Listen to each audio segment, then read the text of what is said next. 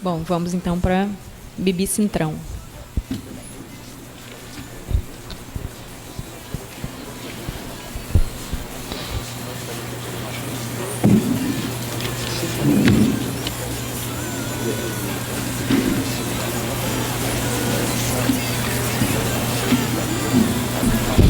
Bom, enquanto ela instala, eu queria... Aviso, tá no slide. Bom, enquanto ela prepara, em primeiro lugar, agradecer o convite, parabenizar, né, os organizadores e de fazer uma atividade nesse contexto, né? Vocês falaram que aproveitar os contextos ruins também, somar aí a luta da UERJ. Queria começar colocando que, bom, eu tenho a formação de pesquisadora, trabalho com isso, a parte monetária, aí, de onde vem o dinheiro, mas eu estou aqui falando principalmente como ativista de dois movimentos principais. Um é o Slow Food, que eu atuei entre 2011 e 2016 no grupo de trabalho de queijos artesanais, e a Rede Ecológica Rio. E esses dois movimentos eles se somam ao Fórum Brasileiro de Soberania e Segurança Alimentar, que está na aliança, né? Então, eu estou aí por eles, é que eu chego no fórum, né? Que ficou anunciado como se fosse do fórum, mas eu estou em algumas atividades. Então, a rede é um grupo de consumo, são grupos de consumo que se consideram um movimento social, que visa fomentar o consumo ético, solidário e ecológico. E o movimento Slow Food é local, a rede, né, no município do Rio e alguns no entorno.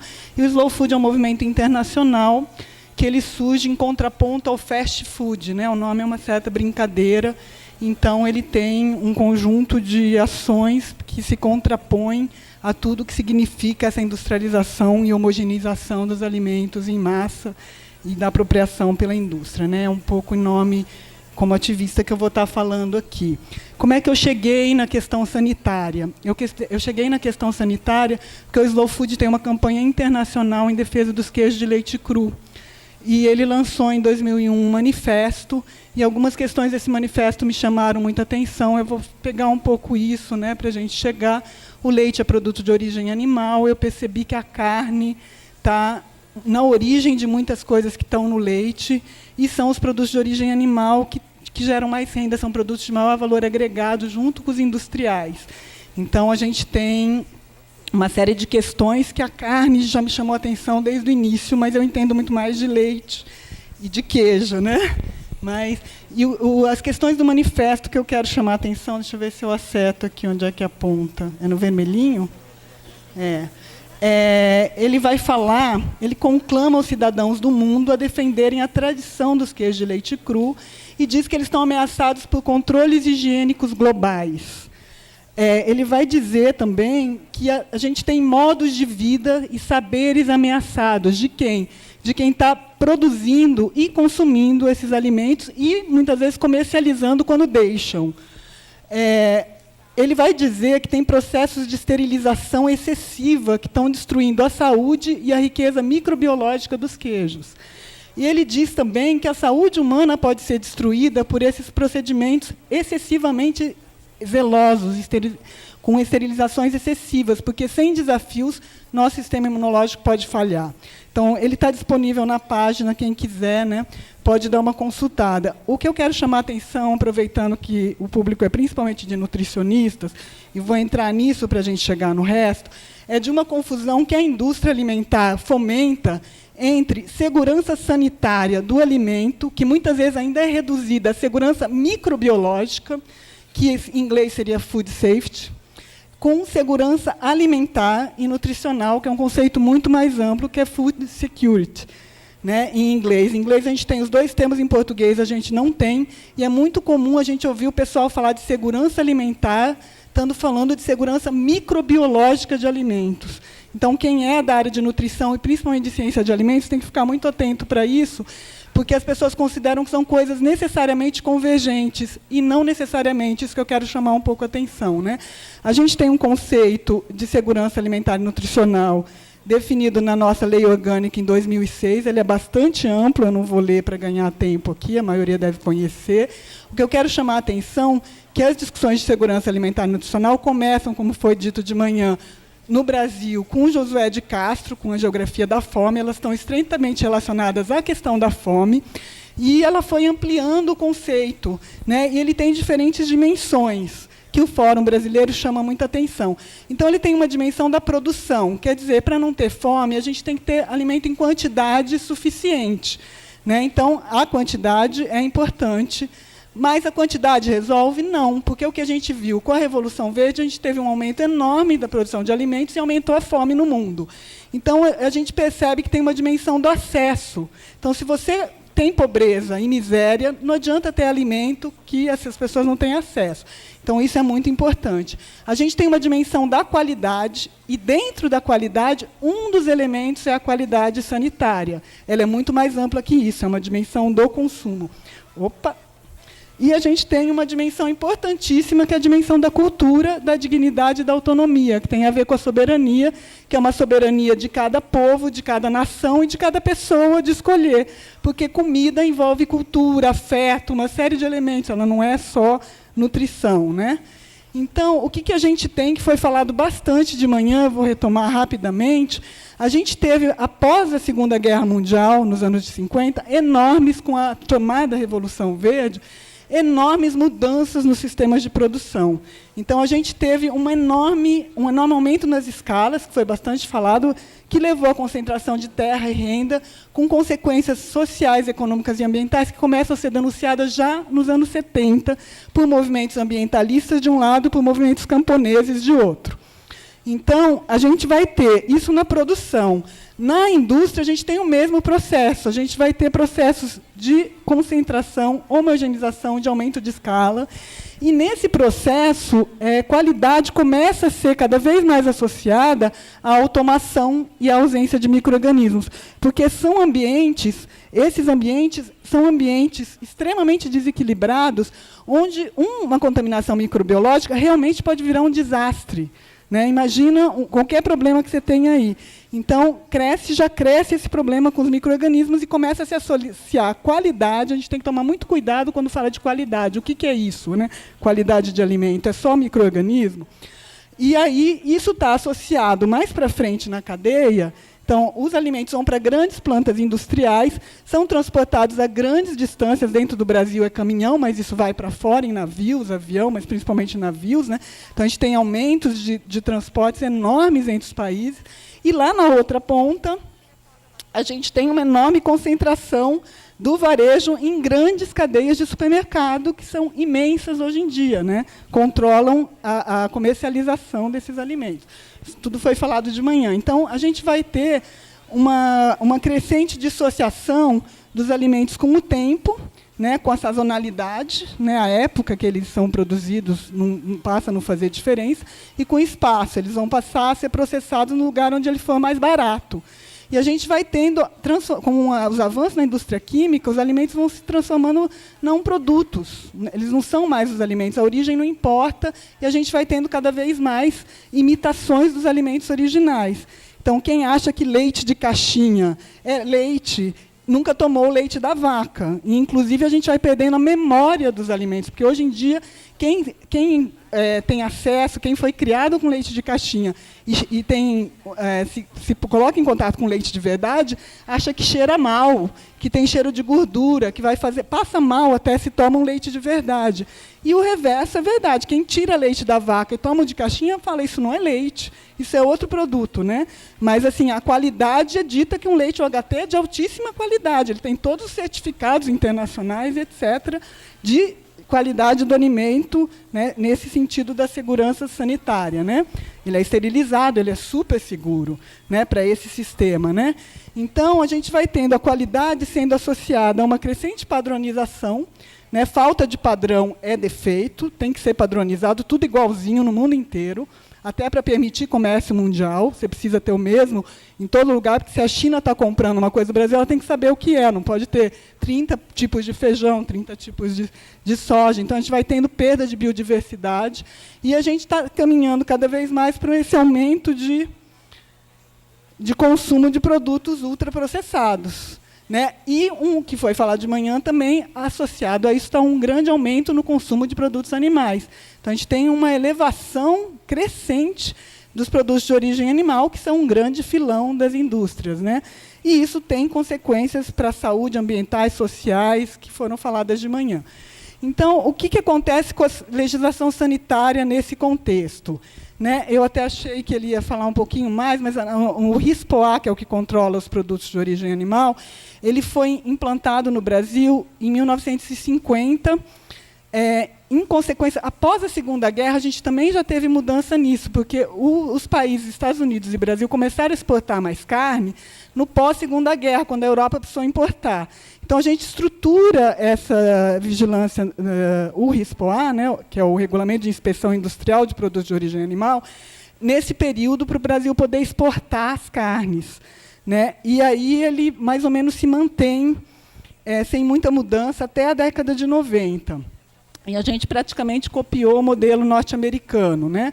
Nos anos 90, eu não vou entrar em detalhe da legislação, que eu estou achando mais importante pegar o contexto, né? Se quiserem depois, podemos falar um pouco mais. Mas nos anos 80, a gente vai ter grandes mudanças. Os anos 90 é um contexto de expansão do neoliberalismo. A gente está tendo uma enorme concentração agroindustrial, associada à liberalização econômica, que tem no mercado mundial os alimentos como um grande eixo de controvérsia, né? E nesse mesmo contexto acontecem algumas crises sanitárias internacionais que elas emergem muito associadas a esse modelo que a gente ouviu de manhã. Então, onde que elas vão? A primeira que teve uma repercussão enorme foi a crise da vaca louca, que acontece no Reino Unido, mas foi a forma como a mídia trata esses escândalos também tem que ser denunciada, sabe? Ela trata de uma maneira terrível, assim, mas a crise da vaca louca trouxe para os consumidores, trouxe à tona onde que esse modelo tinha chegado. Para vocês terem uma ideia, a crise da vaca louca está associada ao uso de rações feitas com restos de animais, dadas para o gado.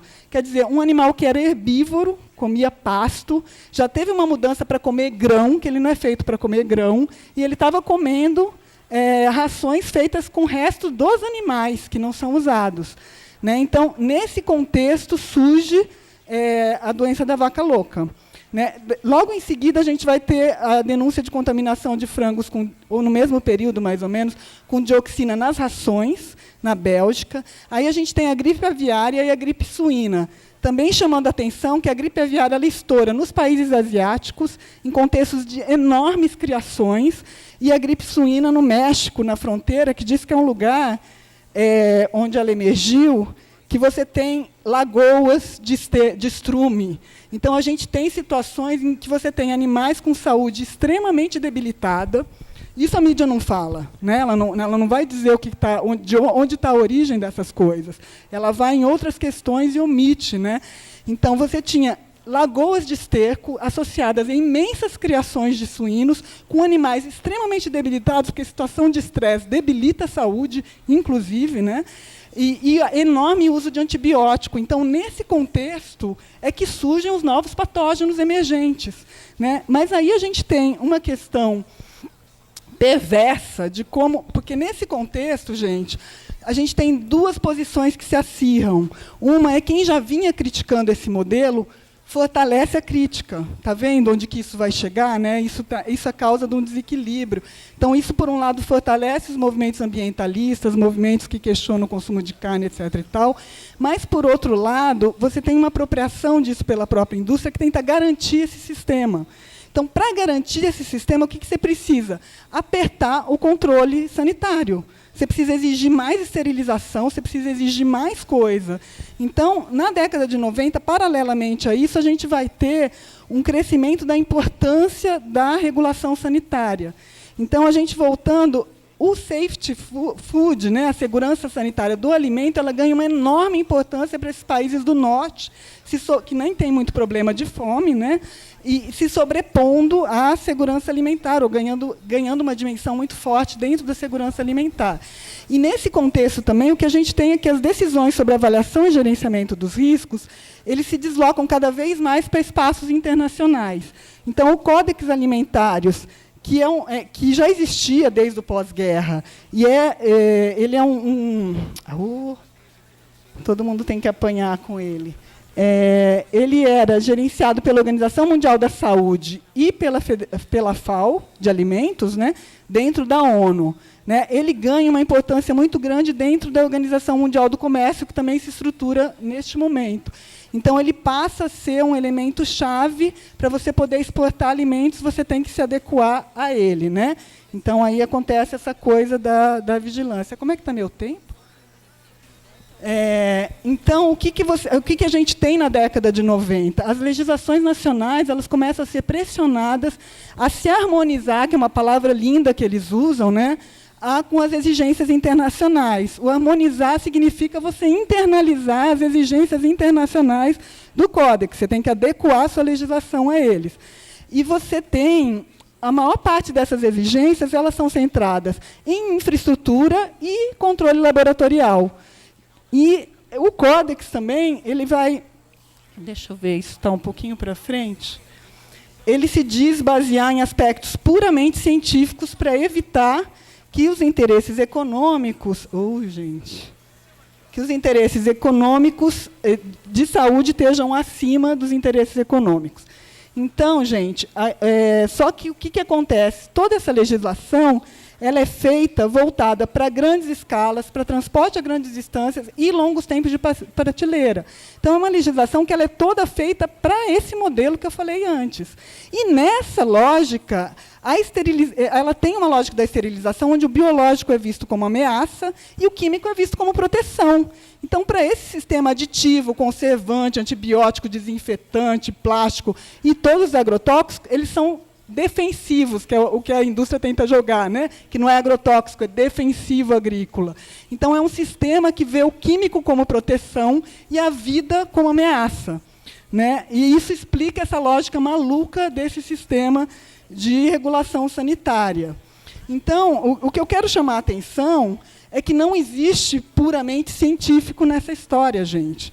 Essa questão, você não tem as normas... Ai, caramba! Onde eu estou aqui? Essas normas técnicas e a legislação, elas constituem com base em parâmetros e valores, elas embutem valores industriais, e elas sofrem fortes influências de interesses da indústria química, que, no fundo, está por trás de tudo isso, porque toda a Revolução Verde é baseada no petróleo, e a indústria química está por trás, não é à toa que está a BASF, que está a Roche, são as mesmas que produzem os remédios e ganham com câncer. Então, a gente tem que dizer isso. Para ela, câncer é lucro, porque ela tem a quimioterapia, ela oferece a doença e o tratamento da doença, ela ganha sempre. Então, é um sistema doente que gera muito lucro. Né? Não tem problema para isso, elas não têm. Quem vê o mundo segundo a Monsanto percebe que não tem ética, e é uma falta de ética do sistema, não é de uma empresa ou outra. Qualquer uma que tivesse no lugar delas era capaz de fazer o mesmo. Né? Só que as legislações nacionais elas regulam também mercados locais e regionais. Então, na década de 90, a gente começa a ter uma pressão maior sobre os sistemas alimentares locais e regionais, e começa a emergir um conjunto de problemas para os produtores. E o Brasil tem uma diversidade regional e uma riqueza enorme. Então, o que acontece? Essa legislação ela vai se sobrepor a realidades existentes, ela vai criar barreiras a mercados regionais e a produtos artesanais tradicionais, incluindo plantas medicinais, que sofrem um problemão também com a indústria farmacêutica perseguindo. Né? E aí, ela não diferencia escala, ela tende a ser igual para todo mundo, ela não reconhece a sociobiodiversidade, e ela tem jogado na ilegalidade os alimentos processados pela agricultura familiar e termina favorecendo a oferta para o consumidor, em especial nas grandes cidades, desses alimentos industrializados, ultraprocessados.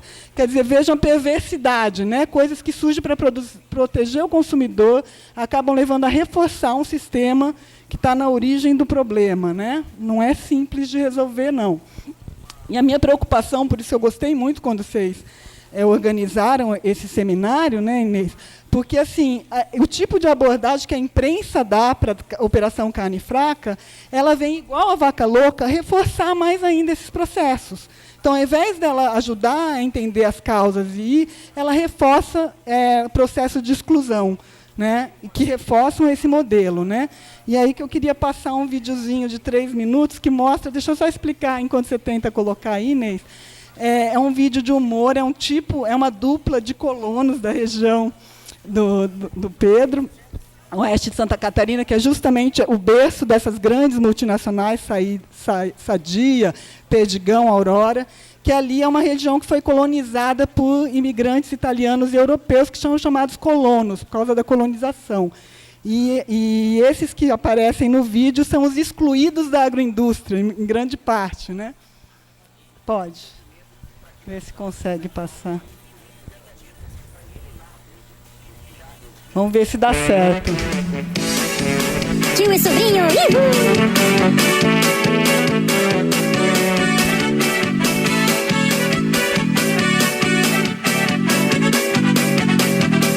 Nossa vida de colono tá cada vez mais precária, com essa coisa que surgiu da vigilância sanitária. Não pode mais vender ovo porque causa salmonela. O queijo faz vulita que esfola até a goela. Proibiram o salame, mandioca e mortadela. E o fiscal leva pra casa e mete tudo na panela.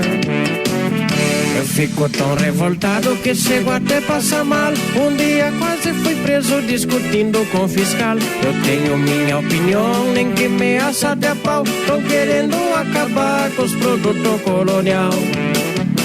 Não querem que nós venda, mas todo mundo gosta de comer. Produto colonial é coisa boa.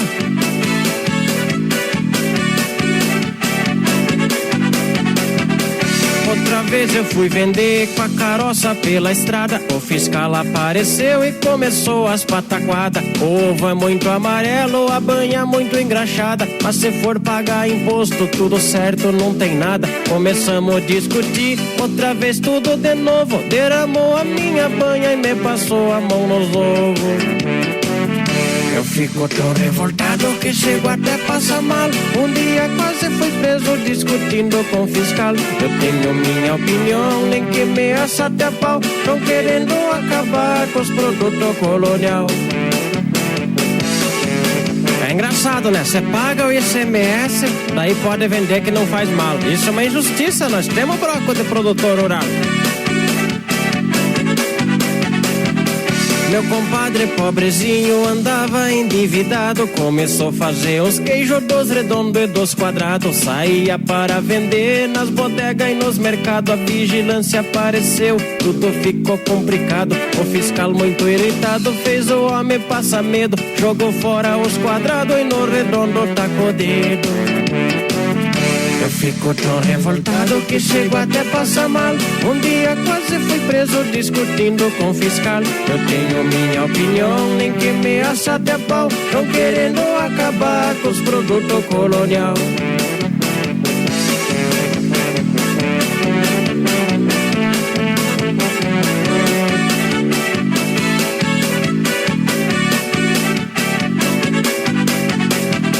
Resolvi carnear os leitão pra fazer o ensalaminho. O fiscal veio lá em casa por denúncia de um vizinho. Chegou e disse bom dia com uma cara de infame. Outra vez me pegou os ovos e agora o salame. Antes com cara de mal, bem machão essa fachada. Com o salame na mão o bicho velho dá risada.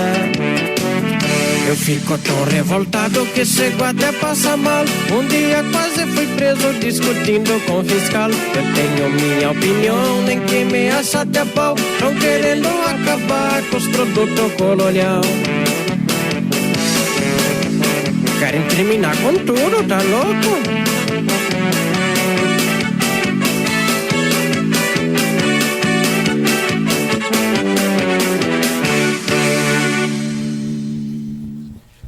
Gente,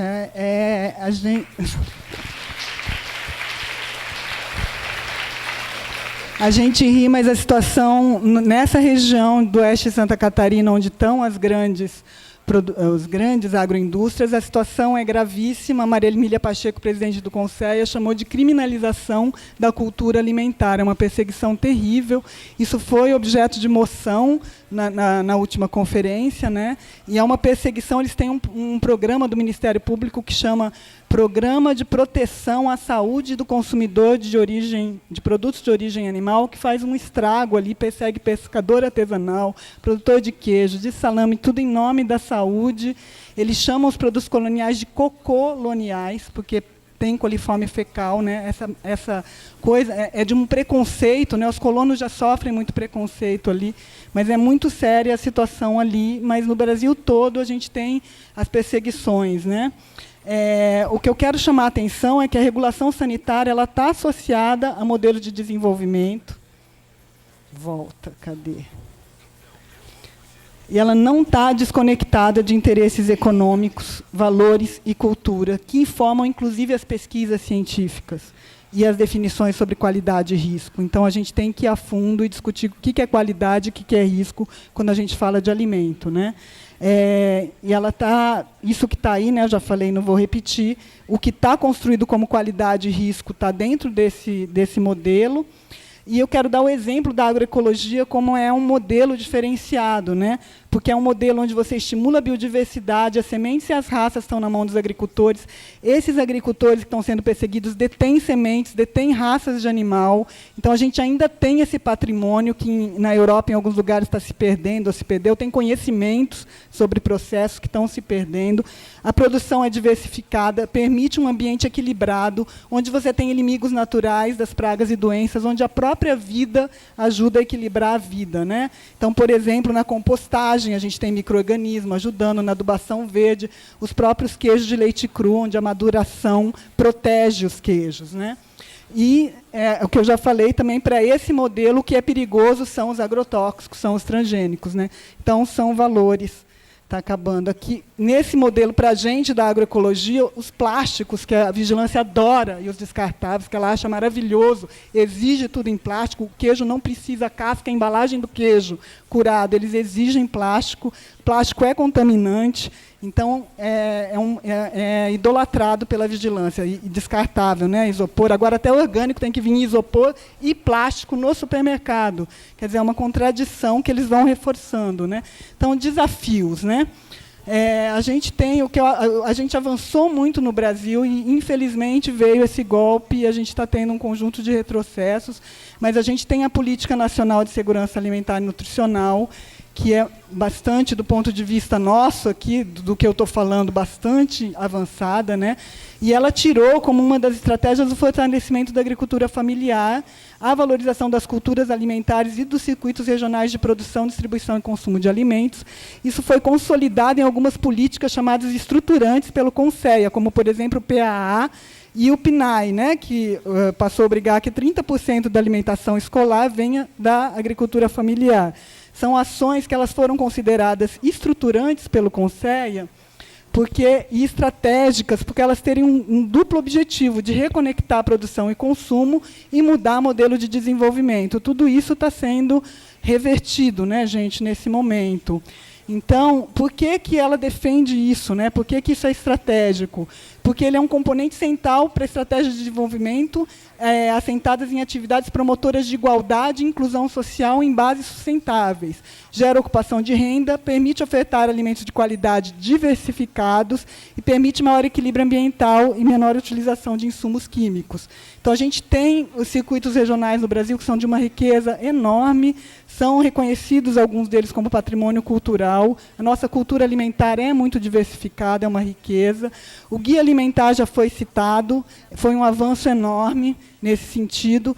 E eu acho que os desafios, eu estou fechando, acabou meu tempo, mas eu acho que o grande desafio que a gente tem, a questão é muito complexa, é a gente conseguir construir espaços participativos de avaliação, análise e gerenciamento de riscos nos diferentes níveis. Agora o que aconteceu aqui? Inês, ele fechou ali, além de... Eu não vou nem... volto a enfatizar os riscos. Aí. Os riscos são construções sociais, não são questões técnicas e científicas unicamente. A ciência ajuda, mas não é ela que define o que é risco. O risco é virtual. Eles envolvem valores e crenças, estão conectados a modelos. A ciência tem limite para dar conta isoladamente do enfrentamento dos riscos à saúde humana que hoje a complexidade tecnológica gerou, né? Então, a gente tem que reconhecer culturas e saberes diferentes, né? E a gente tem que superar esse reducionismo do paradigma biomédico, que define saúde como negação da doença e da morte, né? Eu gosto muito da abordagem do pessoal da Rede de Justiça Ambiental, que fala em ecologia política dos riscos, né? Os riscos nos alimentos têm que ter uma pluralidade de perspectivas, tem que ser interdisciplinar na ciência. Nos produtos de origem animal, é só veterinário que tem voz para tudo, para fazer lei e para fiscalizar. Então, se a ciência em si já é reducionista, quando você tem um único especialista, seja ele qual for, vai ser mais reducionista ainda, não é possível isso, né? A gente tem avanços na lei do direito humano à alimentação adequada e sã, que leva em conta a cultura. A gente tem no Código do Consumidor o direito à escolha, a gente tem que poder ter direito de escolher um alimento que a gente quer, por exemplo, escolher entre um ovo caipira e um ovo com CIF no supermercado, né? E precisa reconhecer que a produção em pequena escala precisa de uma legislação específica. A gente estava avançando nesse sentido, na discussão tanto com a Anvisa como o MAPA. O MAPA é muito mais difícil. A gente tem 2 exemplos, que foi a RDC 49 e 2 instruções normativas do MAPA que começaram a reconhecer isso. Eu não sei como é que está. A RDC 49 foi bastante inovadora. Só estou acabando também, né? Foi muito boa a fala do presidente na assinatura da RDC. É preciso compreender e tratar diferente os diferentes, do ponto de vista sanitário, técnico e científico. O ambiente do microempreendedor e do pequeno agricultor é um ambiente que clara e naturalmente oferece riscos diferentes dos grandes produtores. Então, e a RDC também, pela primeira vez, incluiu a proteção à produção artesanal, a fim de preservar costumes, hábitos e conhecimentos tradicionais na perspectiva do multiculturalismo dos povos, comunidades tradicionais e agricultores familiares.